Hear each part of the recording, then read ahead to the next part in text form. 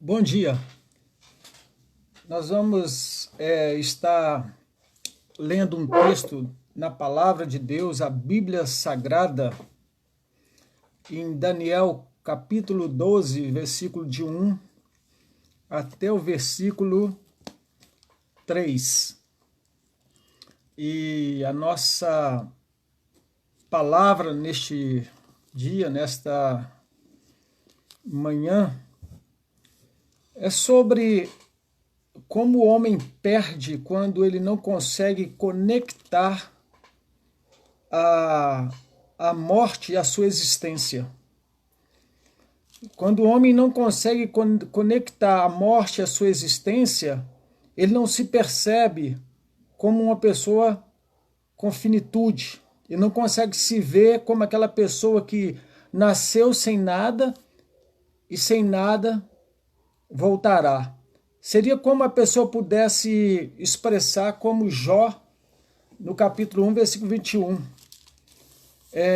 Nu vim a este mundo e nu voltarei. O Senhor deu, o Senhor tomou. Bendito seja o nome do Senhor. E nós queremos fazer uma conexão destas realidades que devem ser presentificadas na vida da pessoa para que ela aprenda a qualificar melhor o seu existir, o seu estar, o seu se construir, o seu descobrir, o seu aproximar, o seu poder ajudar e, sobretudo, também subtrair coisas boas dos seus relacionamentos. Em Daniel está escrito assim: nesse tempo se levantará Miguel, o grande príncipe, o defensor dos filhos do teu povo. E haverá tempo de angústia, qual nunca houve, desde que houve nação até aquele tempo. Mas naquele tempo será salvo o teu povo, todo aquele que for achado inscrito no livro. Muitos dos que dormem no pó da terra ressuscitarão, uns para a vida eterna e outros para a vergonha e horror eterno. Os que forem sábios, pois, resplandecerão como o fulgor do firmamento, e os que a muitos conduzirem à justiça, como as estrelas, sempre e eternamente. Nós temos uma promessa aqui de Deus. É interessante você saber a data aproximada desse escrito. Ele foi no 6º século antes de Cristo, em que a cultura da Grécia estava em franca desenvolvimento, e aqui nós temos a palavra de Deus trazendo para nós um outro relato, uma narração de um povo que veio orientado e preparado por Deus e recebendo de Deus a revelação progressiva. E este povo foi ensinado a aprender a viver com a realidade da vida e a sua conexão com a morte e a possibilidade de uma esperança pós-morte. Esse texto aqui traz para nós, então, de que nós temos essa dimensão do homem terrena, histórica, e nós temos a dimensão de Deus eterna, em que ali é a habitação de Deus e seus anjos. No Salmo 46, nós temos um versículo ali, depois você pode consultar lá. Há um rio cujas águas alegam a cidade de Deus, a morada do Altíssimo. E lá nunca será abalado, porque Deus mesmo está no meio dela.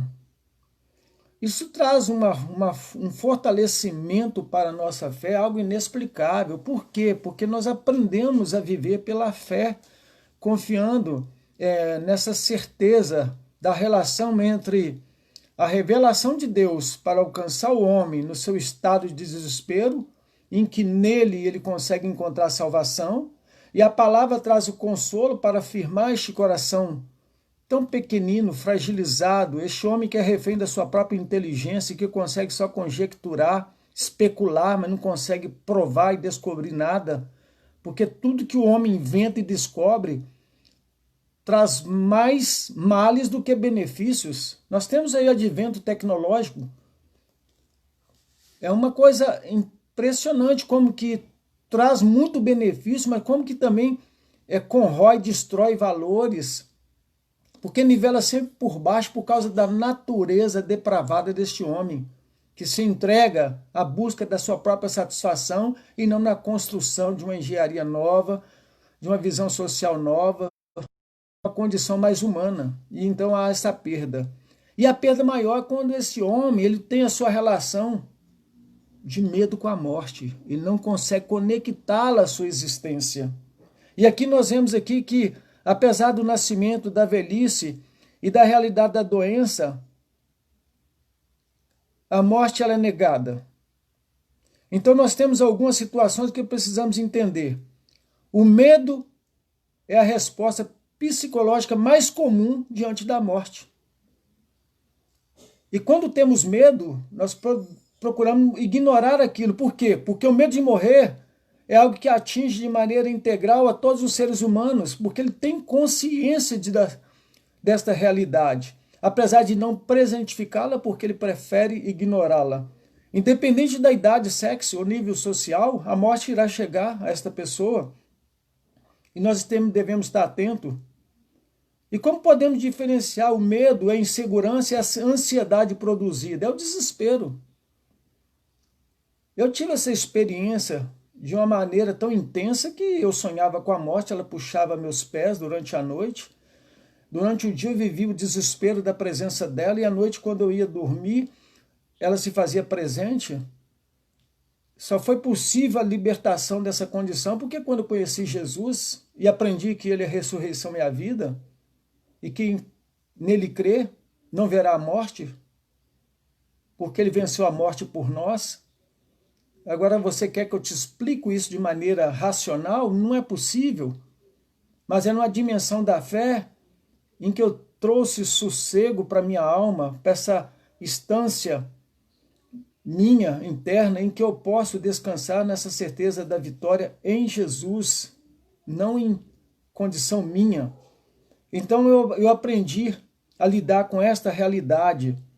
E de uma maneira geral, essa ansiedade, ela produz um sentimento distorcido, porque muda totalmente a nossa percepção em relação à própria religião, à própria dimensão de Deus, ao ponto da pessoa questionar, duvidar deste Deus que criou o homem e parece ter abandonado. Não, mas na verdade nós construímos uma história que Deus permite.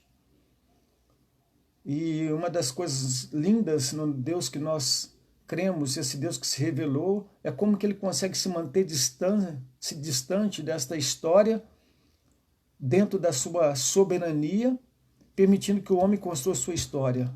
Mas quando esse Deus ele é invocado, quando esse Deus é chamado para intervir, participar, ele se faz presente porque ele quer nos assistir.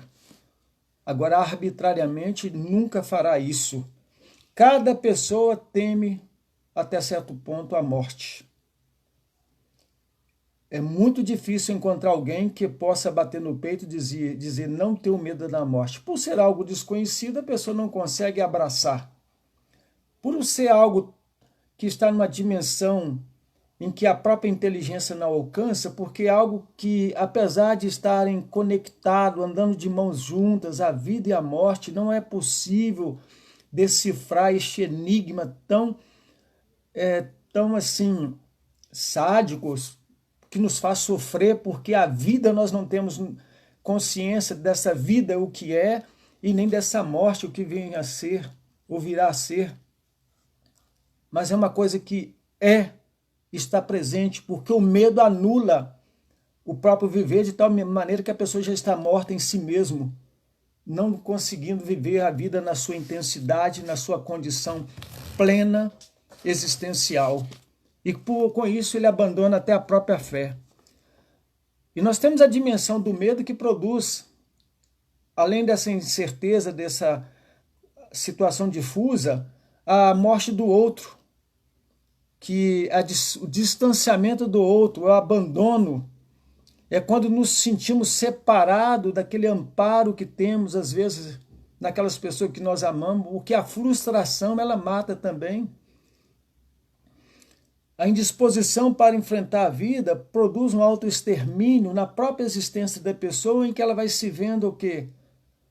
A cada dia sozinha, em desespero e abandonada, porque ela consegue, às vezes, perceber a própria morte presente e não consegue dar vida a si mesmo.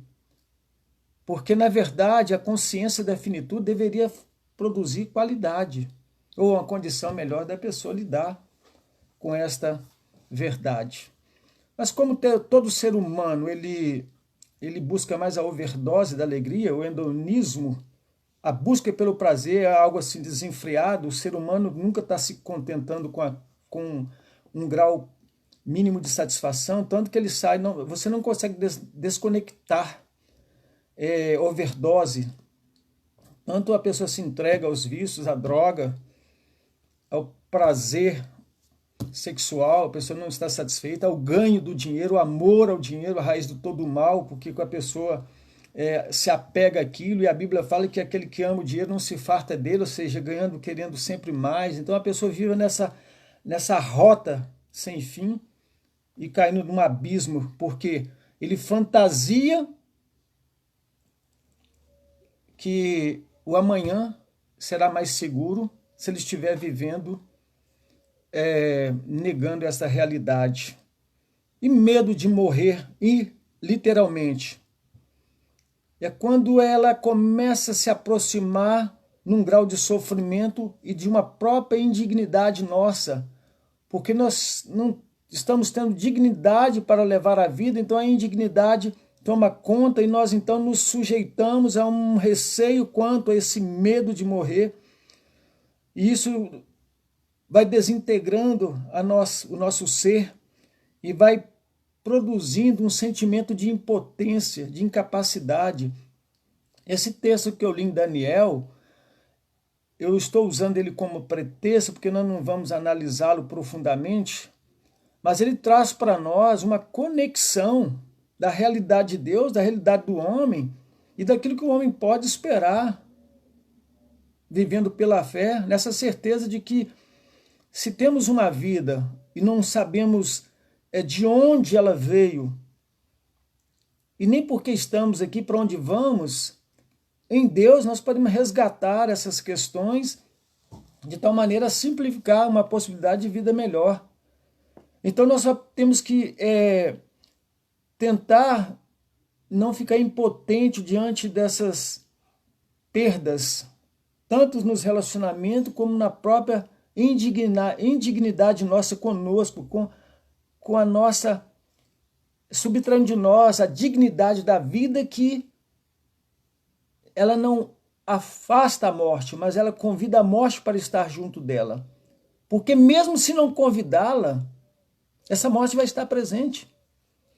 Eu gosto muito de criar um cenário em que a vida e a morte saem para passear de mãos dadas. Eu gosto de brincar muito com a frase, numa situação como esta, pandêmica, em que nós podemos dizer com toda certeza que a situação está tão difícil que quem nunca morreu está morrendo. Então observa que vida e morte andam de mãos dadas. Medo da extinção, da ruína, diante da própria morte existe a ameaça do que não se vai encontrar do desconhecido. Aí em Daniel capítulo 12 nos traz uma palavra de esperança. Você vai lá em Tessalonicenses, no capítulo 4, você tem uma palavra de esperança. Você vai em Apocalipse, você tem uma palavra de esperança. Você vai nos Evangelhos, você tem uma palavra de esperança. Você vai nos Salmos, você tem uma palavra de esperança. Você vai em Provérbios, você tem uma palavra de esperança. Você vai de Gênesis a Apocalipse, você vai encontrar uma palavra de esperança que vai encher o teu coração de segurança, de certeza. Medo de não ser aquela pessoa que vai encontrar o que ela mesma não é. E que só é possível pela fé. Sabe por quê?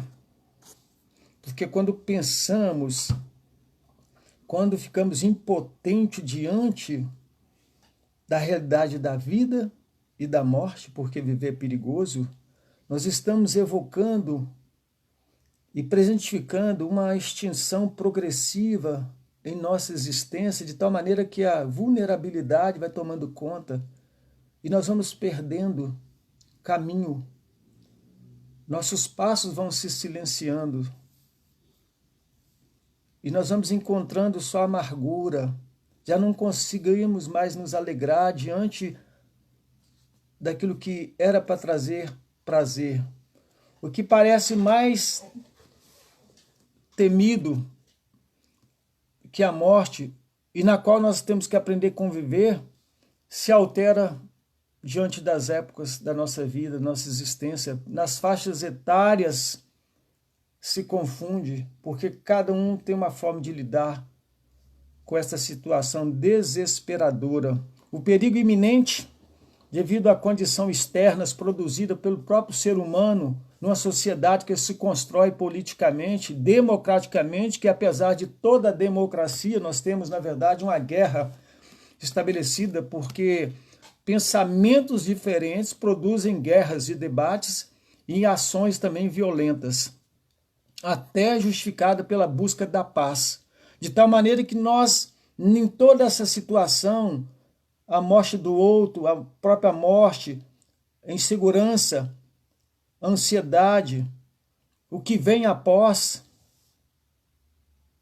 a indignidade que construímos com esta perda de conectar a vida com a morte, de presentificar isso, o que vai produzindo em nós então o quê? Uma insegurança externa por causa daquilo que nós sabemos que vai ser possível e que pode acontecer: guerra, crime, violência, perturbações, convulsões. Então o homem tem ameaças internas suas que são produzidas, aí é que eu convido você dentro da palavra de Deus. Se já temos essas forças externas nos ameaçando sempre, vamos cuidar melhor, internalizar as promessas de Deus ao nosso coração, segundo a palavra, para que as forças externas não sejam tão potentes como tem sido, e levando pessoas a desesperançarem, a não encontrarem sentido para a vida, a buscarem o autoextermínio. Por quê? Porque não querem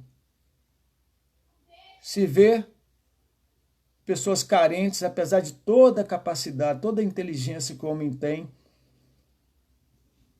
em alcançar o universo, em transpor barreiras do som, da luz, e a coisa impressionante, mas não consegue o seu coração assistir em suas necessidades. E uma das coisas que ameaça porque nós não temos o tempo certinho da morte. Eu não sei qual seria melhor, se soubéssemos quando iríamos morrer, ou o fato de nós não termos esse conhecimento. Eu imagino que, não tendo conhecimento, a vida pode ser melhor qualificada.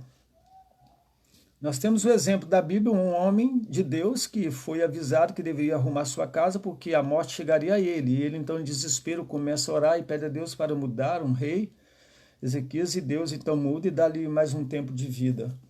A nossa relação com a vida é uma relação suspensa, porque nós não sabemos até quando. O indivíduo percebe que há uma possibilidade da sua morte, tanto real como simbólica, quando ele próprio se dá ao autoabandono, ou seja, aquilo que eu disse, uma indignidade produzida pelo próprio homem. O que pode ser feito, então, nesta situação? Eu quero finalizar com um texto que está em 1 Coríntios, capítulo 15, lendo para você, porque é um dos textos que mais espaço ocupa no meu coração, porque ele me fala de uma realidade que é muito difícil da gente experimentar e de perceber. É um descansar nas promessas de Deus sem questionamento. E nós temos aqui Paulo falando aos Coríntios sobre essa realidade da morte, e falando também daquela possibilidade da ressurreição em Cristo. E ele chama a atenção daqueles irmãos da igreja de Corinto, dizendo, olha, ele diz assim, miserável homem seremos se esperarmos em Cristo somente nesta vida. Está lá em 1 Coríntios 15, 19. Ok? Diz aqui, olha, se a nossa esperança em Cristo se limita apenas a esta vida, somos os mais infelizes de todos os homens. E ele então discorre, lembrando sempre de Daniel, capítulo 12 lá, versículo de 1 a 3, você depois examina aqueles textos que eu citei no vídeo também, que você possa ler, e vários textos, todos os evangelhos, e agora eu quero finalizar lendo para você esta palavra maravilhosa, que tem um poder tão grande de penetração na dimensão espiritual do homem, porque ela é a palavra de Deus, ela é a promessa de Deus para um homem que vive sem esperança neste mundo, de tal maneira que qualquer coisinha produz ansiedade e desespero na sua vida. Mas se de fato Cristo ressuscitou dentre os mortos, sendo ele as primícias dos que dormem, visto que a morte veio por um homem também, por um homem também veio a ressurreição dos mortos. Porque assim como em Adão todos morrem, assim também todos serão vivificados em Cristo. Cada um, porém, por sua própria ordem. Cristo, as primícias, depois os que são de Cristo na sua vinda. Olha aqui, na sua vinda. Jesus voltará. E então virá o fim, quando ele entregar o reino de Deus ao Deus e Pai, quando houver destruído todo principado, bem como toda potestade e poder, porque convém que ele reine até que haja posto todos os inimigos debaixo dos pés. E o último inimigo a ser destruído é a morte. Porque todas as coisas sujeitou debaixo dos pés. E quando diz que todas as coisas lhe estão sujeitas, certamente exclui aquele que tudo lhe subordinou. Quando, porém, todas as coisas lhe estiverem sujeitas, então o próprio Filho também se sujeitará àquele que todas as coisas lhe sujeitou, para que Deus seja um em todos. Então haverá um dia que haverá uma integração dessa história. Tanto essa história imanente, terrena, seja ela linear ou cíclica, com essa realidade eterna da história de Deus, com seu reino e sua glória. Haverá uma unidade. De outra maneira, que farão os que se batizam por causa dos mortos, se absolutamente os mortos não ressuscitam? Por que se batizam por causa deles? Eram práticas costumeiras na época, porque as pessoas, então, elas tinham práticas relacionadas aos mortos, e se eles não tinham essa visão de que há uma ressurreição, por que eles faziam aquilo? Então, Paulo chama o homem a só usar sua inteligência e coerência também, para que ele não viva um antagonismo de uma fé em que deve estar depositado na palavra de Deus, em que não é por vista, porque se é por vista não é fé mais. Enquanto as pessoas acabam criando seus deuses, imagem, querendo esculpir, reduzindo a glória do homem que pensa, porque não reduz a glória de Deus em objeto, em coisas feitas. Reduz a glória deste homem que foi dotado de uma capacidade não de produzir imagem, mas de submeter aquele que deu a inteligência a ele para saber que há algo além dessa situação externa exposta, essa imagem, essa estética. Nós não podemos ser monistas, cerimonistas, nós temos que se entender que nós temos dimensões que não podem ser alcançadas. E em Deus podemos. E aqui Paulo então chama a atenção daqueles irmãos e muitos ali. E por que também nós nos expomos a perigo a toda hora, dia após dia? Paulo dizendo, morro. Eu o protesto, irmãos, pela glória que tem em vós outros, em Cristo Jesus nosso Senhor. Se como homem lutei em Éfeso com feras, que me aproveita isso se os mortos não ressuscitam? Se isso não é realidade, então vale a pena você viver essa vida intensa sua, mas que não dá sentido. Paulo diz, comamos e bebamos, que amanhã morreremos. mas ele alerta: não vos enganeis, as más conversações corrompem os bons costumes. Tornai-vos à sobriedade, como é justo, e não pequeis, porque alguns ainda não têm conhecimento de Deus. Isto digo para vergonha vossa. Mas alguém dirá: como ressuscita os mortos? Em que corpo vem? Insensato!